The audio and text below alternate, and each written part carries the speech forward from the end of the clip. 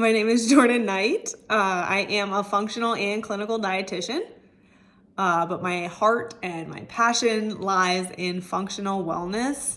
I just love being able to find root cause and help people better understand why we're doing something and what's actually going on with their bodies, rather than just like slapping a Band-Aid over it and being like, good luck. Or, like reading a lab or anything and being like, see ya. So I just love to help and educate in like the functional space. And I'm really looking for like a team to collaborate with and work with and grow with. And what better way than you guys? The thing that really kind of opened, like literally had my eyes bulging, was not only that you're a functional wellness group business, but that you're a woman-owned business. I was like, yes. I just find that so empowering, and I really like appreciate and love that you guys were able to do this. Even if I don't end up working with you guys, I'm just like very, very happy for all of you, and just kind of you're showing the world what women can do. So that's pretty amazing. And I kind of got off track there, but I wrote down the questions because I didn't want to forget anything. Motivation for working at WHP. So I just kind of went into that with the whole how empowering it is that you guys are doing what you're doing, but also the 4 pillars that you guys have: movement, mindset, nutrition, and sleep. I believe those are the 4 ones, are basically what I use when I see clients, and as well as stress management. And I find that so key, and it's almost too simple. And in that, a lot of people kind of lose the basics. They like are looking for the quick fix, like the Band-Aid, the pill, the supplement, whatever. But there's so much we have to do to kind of bring our body and our mind back to baseline, get back into that parasympathetic mode, calm our bodies down to feel safe enough to do life.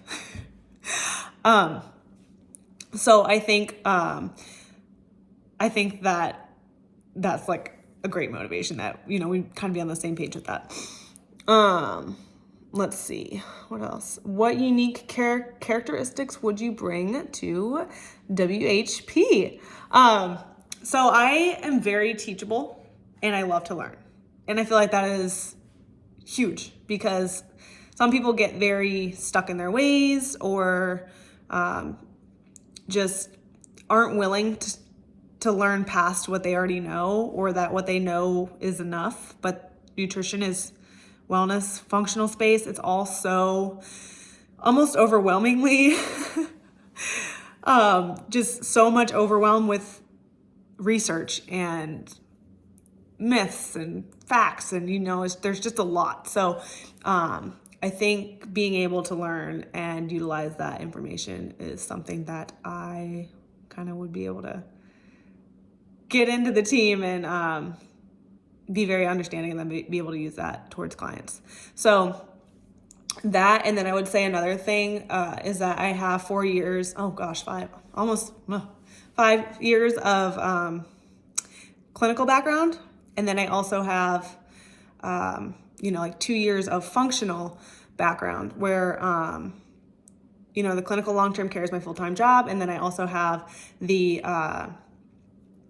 the functional, the LLC that I have. And I like to preface this because it seems to have scared a couple people in interviews, but my LLC is on the side. So anytime I have a full-time job, that's my full-time job and where my focus is. And I would never take clients from a full-time job and like use them in my LLC. That is nothing I would ever even think about. But apparently it's something to be thought about by employers, which makes sense because that would be terrifying. So that nothing that I would ever do, it's strictly because I wanted to do things the right way and not see like family and friends under the table kind of thing. So I got this, and as people need me, I just help them out that way. So where was I going with that? Yeah, I think that unique characteristics. Oh, I also do, I have people reach out to me to do classes, which I think is pretty cool because you get to really engage with people. So like I have one coming up on weight loss and metabolism. So that's kind of cool. What are 3 questions you'd like? Okay, these ones I wrote down. So how do you determine weeks of care? So when I start people through me or I would do like 3 months because we all know there's no quick fix. And then from there, if they want more, they'll add months on. Or if, I feel like in our conversations that they might need more help. I figured that's how it works with you guys, but I also didn't know because I saw there was a 12 to 24 week kind of course or work schedule that you guys would have with these clients. So that was just something. Your cardio, I think I'm saying that right. The remote monitoring tool, super cool. But I saw that it collects blood sugar levels if relevant. And so I was just kind of curious as to how that worked. Because I know like the continuous glucose monitor would go in your arm, but I don't think this one does. So I was just kind of curious about that. And then my 3rd question is, are you hiring your first not coworker, co-owner dietitian? Okay, number 5. I know I'm doing this in bullet points, but I like my type A. I gotta have it all. I have to do it all. I don't have to have it all. Talk to the video like it's the patient who has MEDS, obesity, high cholesterol, and then overview. I'm sorry. You don't need to hear this. Okay. So I would just start out by saying, like, in reviewing, your past history, the intake forms, a food log, anything that we kind of done. And then listening to your story, I think that a great place that we can start to kind of help manage what's going on and how your symptoms would be blood sugar. And a reason I say that is because a lot of the things that you have going on can be related to blood sugar. And then when I looked at your food log too, I saw like we would be able to kind of work there and start there. And I think that would be great. So we'd start with the food piece. As well as the mindset. I like to start with the mindset a lot first because the brain and the gut are so intertwined, and it's so important to understand not only what you're eating, but why you're eating it, and kind of when you're eating it is huge. So I'd want to start there. I think if we, did a month of really like delving into blood sugar and mindset, and then the second month we could work on sleep and stress management, and then 3, we can add workouts or exercise or however that looks for you. Because we don't want to stress the body. So we would definitely talk about that. And going back to the blood sugar, the reason I want to really, really delve into this is because insulin is huge, and it will actually kind of lead to fat storage.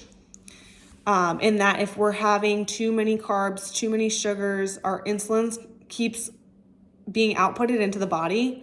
And over time, the body can't keep up. And insulin is what lowers our blood sugar.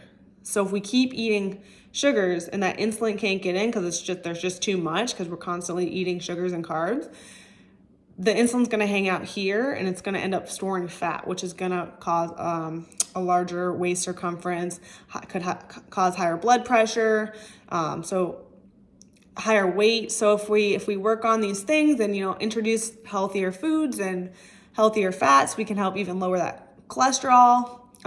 So I think this would be a great way to start. And then also I would want to look into the cardio.